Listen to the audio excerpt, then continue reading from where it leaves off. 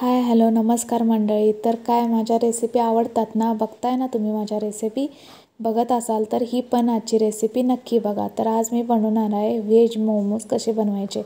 तर मी इथे 1 वाटी मैदा घेतलेला आहे, त्याच्यामध्ये चवीप्रमाणे मीठ घातलेलं आहे आणि आपल्याला ते थोडं थोडं पाणी घालून मळून घ्यायचं आहे. मैद्याचं पीठ मी इथे मळून घेतलेलं आहे, तुम्ही बघू शकता इथे. आता हे आपल्याला पीठ 5 ते 10 मिनिटासाठी भिजत ठेवायचे आहे आणि इथे मोमोजमध्ये जे सारण लागणार आहे ते आपण तयार करून घेऊ. तर मी इथे 1 क्यूब बटर घेतलं आहे आणि 1 चमचा तेल घातलं आहे. तुम्ही बटरच्या ऐवजी 2 चमचे तेलसुद्धा वापरू शकता किंवा तूपसुद्धा वापरू शकता. आता मी इथे 7 ते 8 लसणाच्या पाकळ्या आणि 2 इंच आल्याचा तुकडा हे बारीक कट करून घेतलेलं आहे आणि याच्यामध्ये टाकलेलं आहे. व्यवस्थित असं आपल्याला हलवून घ्यायचं आहे. त्यानंतर मी इथे 2 ते 3 हिरव्या मिरच्या घेतलेल्या आहेत, त्याही बारीक कट करून आल्या लसणाच्या तुकड्यामध्ये टाकलेले आहेत. आता हे सर्व आपल्याला व्यवस्थित असं भाजून घ्यायचं आहे. त्यानंतर आपल्याला इथे मी कोबीज, गाजर आणि शिमला मिरची असे बारीक किसून व्यवस्थित स्वच्छ धुवून घेतलेले आहेत, ते आपल्याला याच्यामध्ये टाकायचं आहे. आता ह्या भाज्या आपल्याला व्यवस्थित अशा मिक्स करून घ्यायच्या आहेत आणि त्या वाफेवरती शिजवून घ्यायच्या आहेत.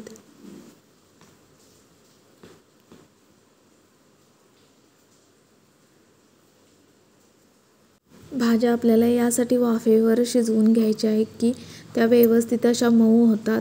खाताना आपल्याला कुठेही त्या अशा कारकार असं लागत नाही. म्हणजे कसं कच्चा असल्यानंतर कोबीचा जरासा स्मेल येतो, तो अजिबात येत नाही. त्यामुळे आपल्याला इथे भाज्या थोड्या प्रमाणावर वाफेवर शिजवून घ्यायच्या आहेत. आता मी इथे 2 चमचे शेजवान सॉस घातलेला आहे. त्यानंतर मी इथे 1 चमचा डार्क सोया सॉस घातलेला आहे. आता हे सर्व मिश्रण आपल्याला व्यवस्थित असं मिक्स करून घ्यायचं आहे. आता आपल्या इथे थोड्या प्रमाणात भाज्या शिजत आलेल्या आहेत.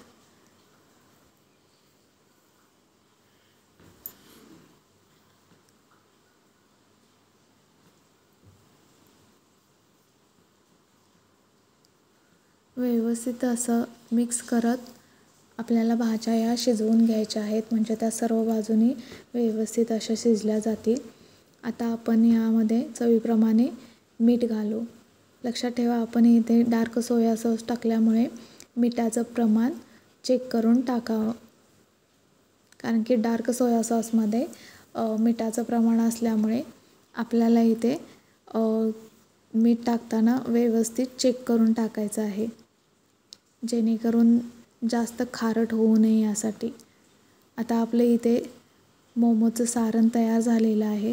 मोमोचं स्टफिंग इथे गार होतं तोपर्यंत आपण इथे मोमोच्या पाऱ्या लाटून घेऊ. तर मी इथे छोटे छोटे गोळे बनवून घेतलेले आहेत आणि ते पिठामध्ये डीप करून असे लाटून घेणार आहे.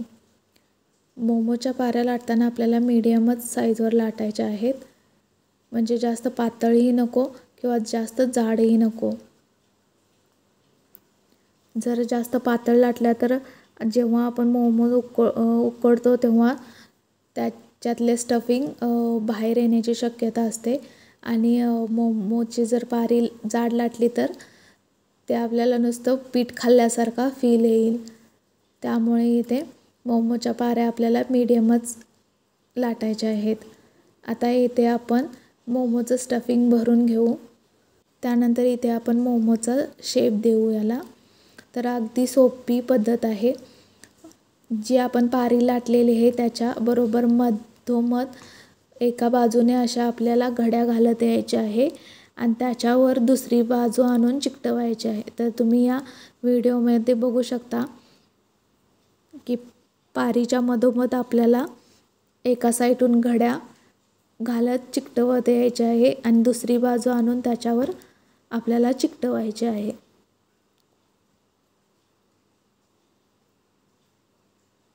तर बघू शकता की इथे आपल्या मोमोजना किती छान असा शेप आलेला आहे.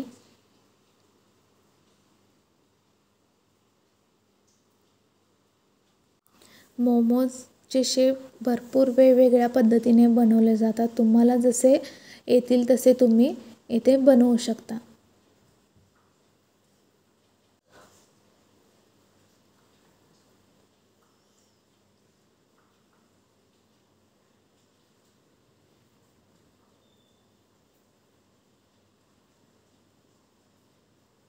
आता आपण इथे एक उकड चाळण घेतलेली आहे आणि त्याला तेल लावून आपल्याला त्याच्यामध्ये मोमोज ठेवायचे आहेत उकडण्यासाठी.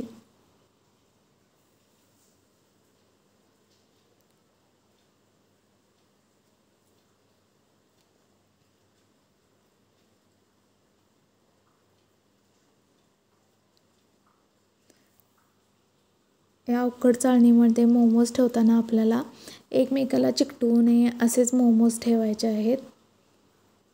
म्हणजे काढताना ते एकमेकाला डसतील आणि त्याच्यातले स्टफिंग मोमोज फोटून त्याच्यातले स्टफिंग बाहेर येईल.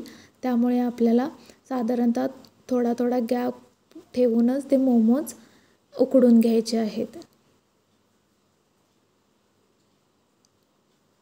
आता मी इथे मोमोज उकडायला ठेवले आहेत. जर हाय गॅसवर तुम्ही मोमोज उकडत असाल तर आपल्याला इथे फक्त 5 ते 7 मिनिट मोमोज उकडायला लागतील. तर आपले इथे मोमोज तयार आहेत. तर तुम्ही बघू शकता की किती छान असा शेप आलेला आहे आणि कलरही खूप छान आलेला आहे. आता आपण या मोमोजना मायोनीज आणि शेजवान सॉसबरोबर सर्व करू. तर बघू शकता आपले मोमोज इथे तयार झालेले आहेत. जर तुम्हाला ही माझी रेसिपी आवडली असेल तर माझ्या चॅनलला सबस्क्राईब नक्की करा. थँक्यू.